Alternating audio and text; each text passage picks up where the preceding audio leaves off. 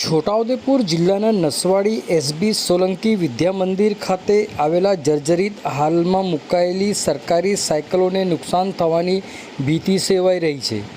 તંત્રની ઘોર બેદરકારી સામે આવી રહી છે।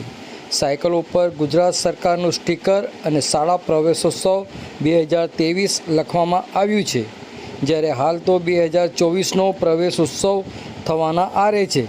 આદિવાસી વિદ્યાર્થીઓને આ સાયકલો વિનામૂલ્યે આપવામાં આવે છે। આ 2023ની જૂની સાયકલો આપવામાં આવશે।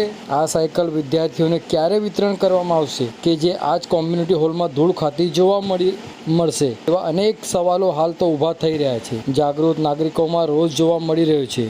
તંત્રના પાપે આદિવાસી બાળાઓ હાલ સરકારલક્ષી સાયકલોથી વંચિત રહ્યા છે। આવો સાંભળીએ આ અંગે જાગૃત નાગરિક શું કહી રહ્યા છે, સાંભળો તેઓના મુખે। આજે અમે નસવાડી હાઈસ્કૂલમાં આવેલ કોમ્યુનિટી હોલની ઓચિંતી મુલાકાત લીધી। આ કોમ્યુનિટી હોલ ખૂબ જ જર્જરિત હાલતમાં છે। આ કોમ્યુનિટી હોલની જે સ્લેબ છે એ પણ ખૂબ જર્જરિત હાલતમાં છે। તમે જોઈ શકો છો, અમે અહીંયા જ્યારે ઓચિંતી મુલાકાત લીધી ત્યારે સરકાર દ્વારા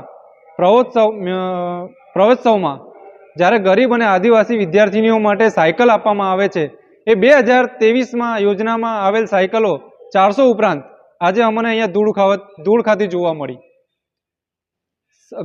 ગરીબ અને આદિવાસીની વિદ્યાર્થીનીઓ જ્યારે 5-10 કિલોમીટર સુધી પગપાળા ચાલીને અભ્યાસ કરવા માટે જતી હોય અને આવી સુવિધાઓ જ્યારે સરકારમાંથી આપવામાં આવતી હોય અને સરકાર દ્વારા આપવામાં આવેલ સુવિધાઓ અહીંયા ધૂળ ખાતી હોય ત્યારે શરમજનક વાત છે।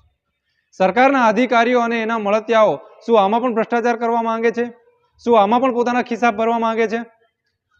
સરકાર સામે મારી એટલી જ માંગ છે કે જ્યારે 2023થી આજે 2024 પૂર્ણ થવા આવ્યું ત્યાં સુધી આ સાયકલો ગરીબ અને આદિવાસીની વિદ્યાર્થીનીઓ સાથે પહોંચી નથી, ત્યારે એમને તાત્કાલિક ધોરણે આ સાયકલો આપવામાં આવે અને જે જવાબદાર અધિકારીઓ છે એમની સામે તાત્કાલિક ધોરણે પગલાં લેવામાં આવે એવી મારી માંગ છે।